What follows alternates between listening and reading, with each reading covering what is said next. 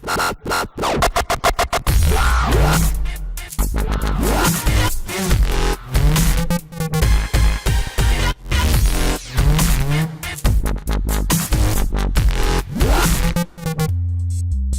this is Christian Buckley, and we're doing another MVP Buzz Chat interview here with Heather. Heather, hello.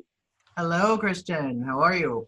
I'm doing well. And for people that don't know you, why don't you introduce yourself, your company, what you're doing, where you're at, blah, blah, blah. Okay. Well, Happy New Year, first of all, since we're in 2019. My name is Heather Newman.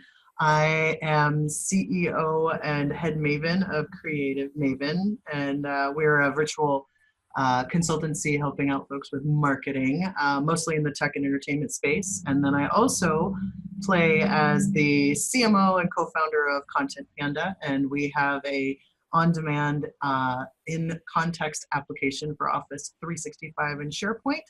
And I'm an MVP in Microsoft Office Apps and Servers. And I'm in Marina Del Rey, California. Services. Well, you're on the server still? Oh, that's so old school. Oh, I'm old school. Well, I am. You see, I showed my calendar earlier. I still am a little. I know what you're talking about. We're both old school that way with my, so, my notebook. Yes. So, and I'm talking to you from Marina Del Rey, California, in LA. So. I like that. For people that don't know where that is, that's like in between. Where did we have the SharePoint Saturdays down there? It was at the. Well, the last one this last year was at the Microsoft campus in Playa Vista. So if you're thinking about Los Angeles, you've got Malibu up top, and then you kind of curve around and you get Santa Monica and the Wheel. I'm right below that, and then there's LAX and all the beach communities. Yes, that's what. So it was at Santa Monica Community College where we had it a couple of years in a row, 2, 3, 4 years in a row. Yeah, and it's right by El Segundo and LAX and all that fun stuff down there. You betcha. It's actually a really beautiful area with the yeah, it's lovely. I love gazing out on the boats. It makes me very happy. So yeah. Well, so we're talking about well, actually, first I want to say for those that don't know Heather too, I think so. We first met back because you were involved as a vendor but partner of Microsoft with like the Tech Eds and some of the internal events and things. So going back. Wow. Yeah, I started at Microsoft in and around Microsoft in 2001 when SharePoint was called Tahoe. I've been a Blue Badge, so I've been a Microsoft employee. I've been a V-Dash, so I've been a vendor, which I guess Orange Badge, and a partner as well. I ran marketing for AvePoint for a few years as well. So I've kind of had every hat. And then my sort of longest stint was logistics for events for the Office and SharePoint teams. So for about 8 years, 8 tours of duty, if you will, managing all of you MVPs as speakers and putting up the expo hall and pushing keynote folks on stage. And I had the chance to work with Mr. Gates a couple of times, which was really cool. And so, yeah, for a long, long time, I was the person who, had the headset on and was getting folks into their booths and into the clubs. Started the AvePoint Red Party. That was something that I did too. So, yeah, that's how I know so many people in the industry, is because I traveled to sort of 6 big flagship events with my team of Mavens who came along with me. And then we did a lot of the third-party events like E2.0 and the Gartner shows, Gartner PCC and that sort of thing. So I have been around a long time, use good moisturizer and all that sort of thing. But we met a long time ago. I think 2009 or 2000 or 2010. I think one of those. But it's funny. I was trying because I've been at all of the SharePoint conferences, and I was as an employee, as a Blue Badge as well. The first couple, and I remember the one I was in the hands-on lab working there as an employee. They didn't let us go into all the keynotes. I know that with Bill Gates's last keynote was at one, and they wouldn't let any of the employees in because it was packed. It was sold out. It was the room was standing room only, of course. Yeah. I get it, but still, I'm not bitter. Yeah, no, I know it was fun. I mean, that first one literally was I had 5 things that were supposed to be on my purchase order, if you will, my statement of work, and it was like, let's do a partner book. And so when we printed partner books, those that craziness, and then it was like, let's do an event. And I think I had just done an event with Mike Fitzmaurice, who used to be at Microsoft before all the companies he's been at now, and he had a web part smackdown that was like a wrestling round robin. I remember that. Yeah. Right. Yeah. So yeah, so that was sort of the first sort of SharePointy, like sort of big event that was at the conference center, and there was about maybe 200 people there. Mm-hmm. And that sort of, we thought, oh, well, maybe we should throw a conference. And then we were like, well, maybe we should ask Mr. Gates if he would keynote. And everybody was like, and we're like, well, let's ask him. And we did, and he said yes. And so, you know, it just sort of spiraled from there. There were 8 people on the original SharePoint marketing team. And I was a vendor with the rest of the 8 under Nancy McSherry-Johnson. That was still under Jeff Teeper at the time. So yeah, so I've watched it grow from a true startup inside of Microsoft to the $1 billion product it is today. So it's been a ride, I got to tell you, a great one. I have to say, just on that, your point too, is that you know, never be afraid to ask. You know, we've had some fantastic. I mean, back in the day, born and raised San Francisco Bay Area, did events there. There's a nonprofit, a 501c3 that I formed, co-founded, called the East Bay Innovation Group, or ebig.org. And we did events like, we did cool stuff where we had, you know, Reid Hoffman came and presented. We had Craig Newmark, which was really interesting, was in Oakland in the city chambers. It was the city council. So we were all up there, and Craig is sitting in the middle, like where the, you know, and then, you know, in the audience in this place in the city of Oakland was really fascinating. But you know, is not being afraid to go and ask some of these senior folks to come and participate. Like I running the SharePoint Saturday event, and you may have been at one or both of the ones in Redmond. So there's a campus, and of course it was easier to ask senior Microsoft people to show up when it's on campus on a Saturday, and show up for the 1 or 2 hours when they had to be there. But you know, Teeper would be there every time he could. We had Julia White come and present a couple times. She keynoted one year.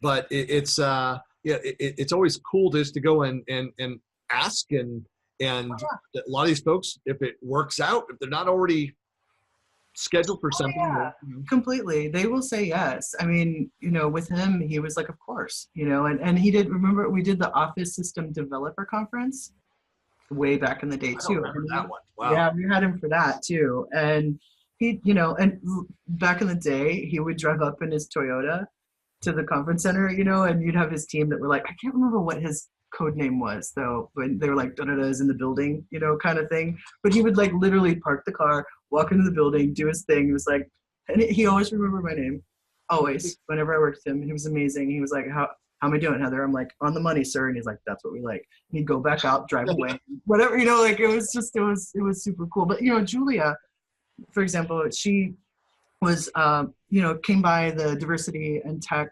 Lounge at Ignite. She's been super supportive of all of that stuff. And I actually, my podcast, Mavens Do It Better, she's going to be on next week. So she and I met on Friday and did a podcast talking about her career and her, you know, talking about diversity and inclusion at Microsoft. And yeah, I really do, you know, as far as, you know, when I started marketing, it was in the arts, in theater in Seattle. Back in the day after I'd graduated from college and then moved back, and I had a theater company, and so I was doing our marketing, and I kept asking for things, and I would ask a TV, you know, or radio, and they were like, okay, sure. And it was because I asked, you know, and people were like, how are you getting this stuff? And I was like, I just asked them, you know. And some of it sure is the way you ask and what you're doing and all of that. But I think a lot of the times people just are like, well, maybe I shouldn't send that email to so-and-so and such and such. And there's so many books that are about, you know, reach out to somebody that you don't know and all of that. And that's so true. You know, we were actually talking about this specific thing in Copenhagen at the European SharePoint Office 365 and Azure conference, the whole title, in Copenhagen in November, a couple months back. So you were doing a bunch of the D&I topics around there. And it's not just, you know, like women that talk themselves out of opportunities. I know that Tracy Vanderskiff talks a lot about this as well.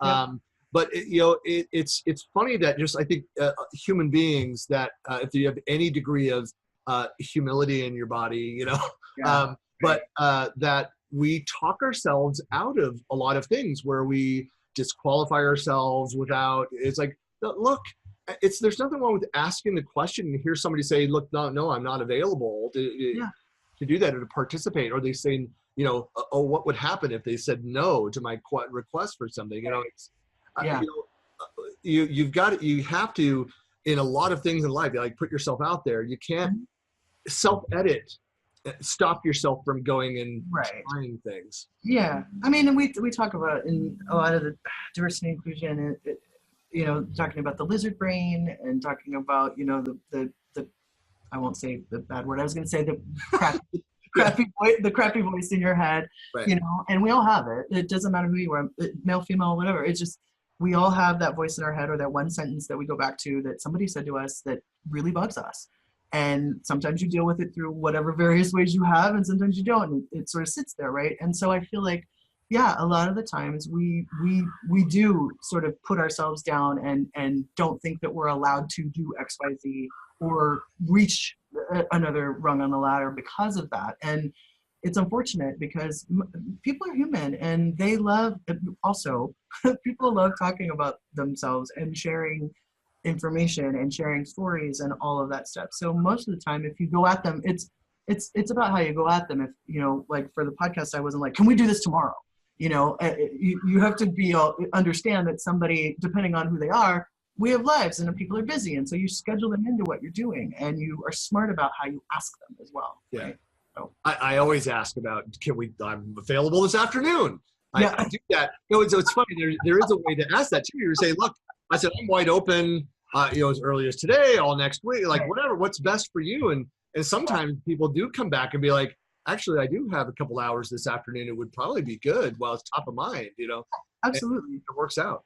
Yeah, absolutely. But yeah, it's super fun. And it's been, with like Jeff Teeper you were talking about, Jeff is always so kind and always makes time for people. And, it's been so great to have him back into the fold. And now I don't even want to say that anymore because it's now been so long that it's like, what, was he gone? I just said this, he was gone. For how long was he gone? He was gone like a year and a half at most, right? Was it longer than that? I don't know. I'm not sure. Anyway, it was a short thing. It was like there was a blip in the middle of his point office career. Yeah. Yeah. Well, that's okay. Yeah. Forgive him. We'll forgive him. I know. He left us. He left us. Yeah. No, it's so I mean, what else? Because you were talking about diversity and inclusion over in Copenhagen and stuff like. But from a technology standpoint, I mean, what are you most passionate about these days? Kind of what's top of mind? Well, I'm really excited. So yesterday, I do a lot of work with Caruana Gatimu on the Microsoft Teams team, and Lori Pottmeyer as well. And so I have, definitely my love is SharePoint. Although my favorite product at Microsoft is OneNote. But I'm an open OneNote supporter. Like, it's fantastic. It's my daily bread. I know. I love whoever runs the social over there too, because I'm always like, I love you so much, and they're so hilarious. And we have these like Twitter back and forth of love and all kinds of goodness. But with Teams, I've been doing a lot with that, and I've been working a lot with customers on Teams, and then some of my clients, working with them, being a subject matter expert on that. So I've been doing a lot in the Teams realm, but also just in adoption in general. I mean, Content Panda is a piece of software that works on adoption and training and help content and all of that. So I kind of live and breathe that every day from a technology perspective, and work with our clients on making sure that they can migrate and they can adopt the software fast, and they can keep up with the changes that are happening and all of that sort of thing. So speaking of Caruana, why I brought her up was that I was really excited to see that there's a new certification in the adoption arena that's coming out. I love that, and I think that's really exciting for all of us across the board to be able to go in and take that and understand that, because I think at the end of the day we want people to be able to use the software that they've purchased and understand it and do it in a way that's productive and isn't interrupting their days. And I feel like a lot of the times I see folks that, I visited a how do I say this? A transportation company, a government transportation company, and I walked in there all gung ho, and I'm like, you gotta have some Content Panda and all that stuff, and let's talk about adoption. And it was like, I want to see a video of your sales approach that way. I want to see how, and then I want to see the stats afterwards, the metrics. How was your close rate? I wasn't like that. But I don't know, Heather. My perception now is that that's the sales technique. So. Yeah, no. But I walked in and sort of observed, and it was that there were a lot of people that, they were like, I had my coffee cup in hand, I do what I do, I want my processes, I want them like this, I needed to know, what are you asking me to learn something new? And there, just that whole change management and that whole getting people to actually do something that might be outside what their normal day-to-day is tough. And I think that adoption piece for Microsoft and throughout the whole Office 365, even with Teams, people are like, oh my God, another thing I have to learn how to deal with, So I'm excited about that certification, that learning, and some of the things that you've been working on, with thinking about governance and adoption on the whole within different companies and the different types of whether it's hybrid or cloud or where they are and all of that. So I'm excited about furthering the adoption conversation, getting that certification out into other folks for them to take. And I really love Teams. I'm in there every day, and I keep showing it and explaining it to people because I'm forcing them to use it, because I'm like, let's create a Teams, and they're like, I've never done that. And so half the time with clients, it's not just we're going to use this, but I'm going to have to teach you how to use it as well. Right. I don't know if you saw it. So I was actually in LinkedIn last night to go grab. It was going to provide a link in an article that was announcing. It was the 2018 stats for the monthly tweet jams, the Collab Talk tweet jams. Oh, yeah. And at the bottom of it, I posted what the topic was going to be. And that's when I saw Caruana and Stephanie and a couple others talking about the certification. So the topic is out there. If you go to buckleyplanet.com, you'll see it out there. It's all around adoption and engagement.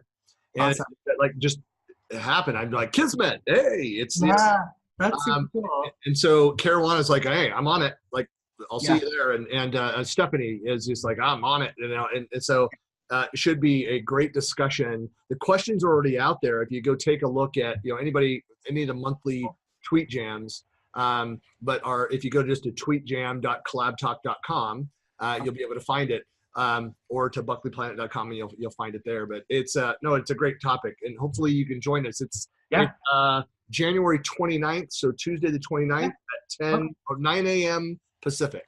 Groovy. Yeah, I totally love to be there. Yeah, and the diversity and inclusion, I definitely passionate about that, and social justice.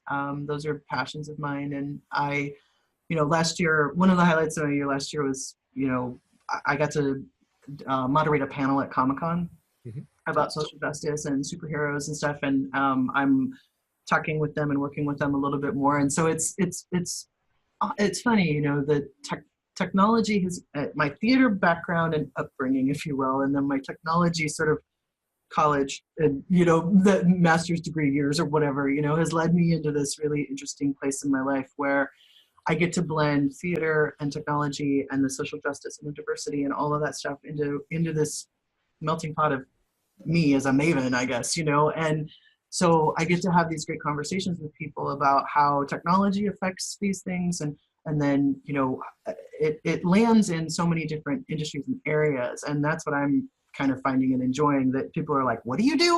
It makes sense to me, but not necessarily to my mom, but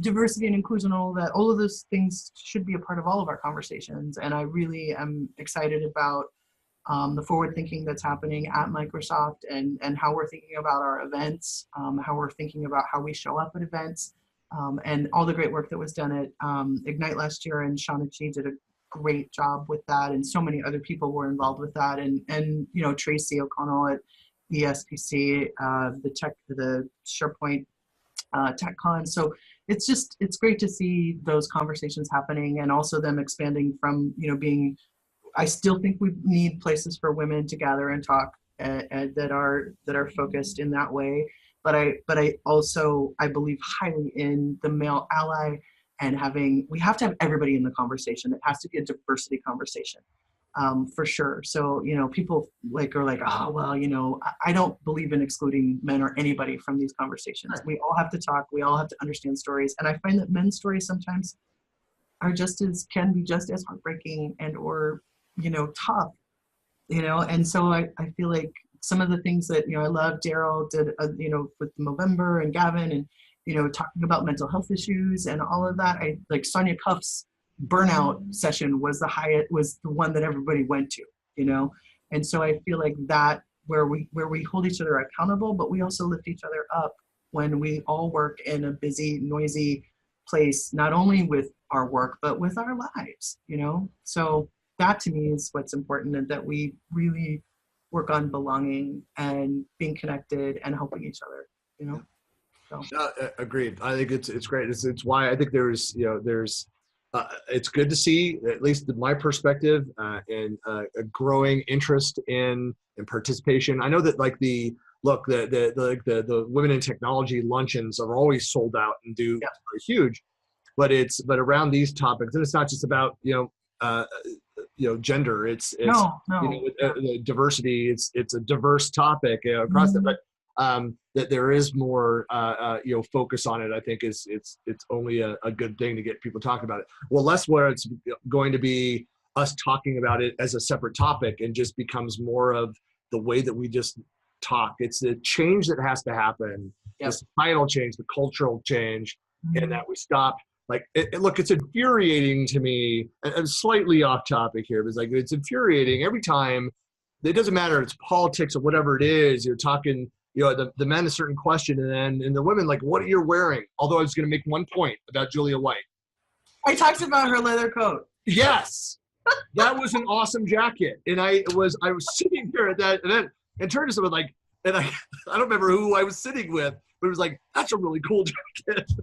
Yeah, we talked about that in her podcast actually, because I brought it up because it is something. So yeah, when Michelle Obama put out her new book, Becoming In, she wore these fabulously sparkly Balenciaga boots.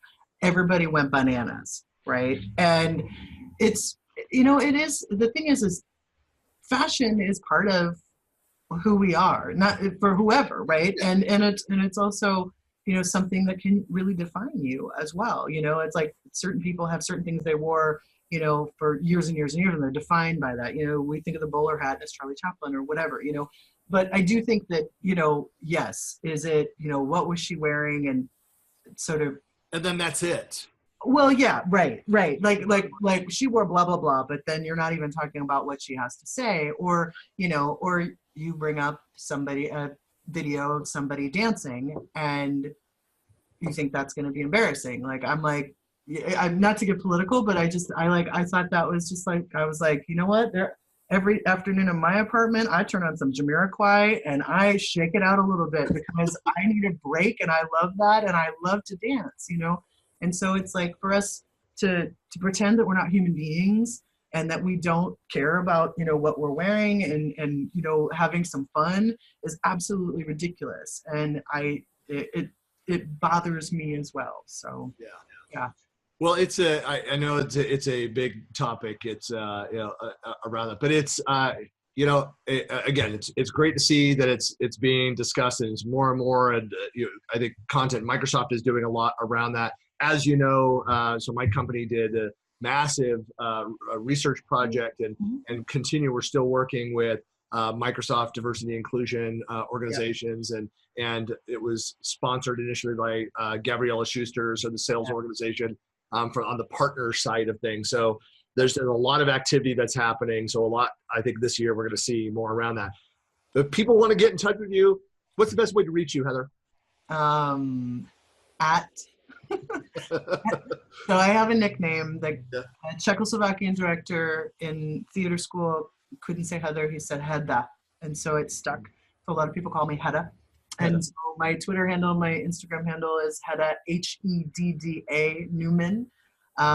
Creative Maven is a place to find me, and if you want to check out the podcast, it's at mavensdoitbetter.com, and it's on iTunes and Stitcher and all that fun kind of stuff. And we launched that in October, and it's been great. And like I said, Julia White's going to be on next week, and it's a little bit of everything. It's not just tech, it's culture, it's music, it's sex, it's food, it's la la la. So it's kind of who sparks. That's a busy 10-minute podcast. Wow. I know. There's a lot going on in there. You know, hey, a lot can happen in 10 minutes. But anyway, So yeah, so you can find me those places for sure. Very cool. Well, thanks a lot for your time today. It's always great talking, and we'll connect soon. Yep, you bet. Thank you, Christian. Bye, everybody.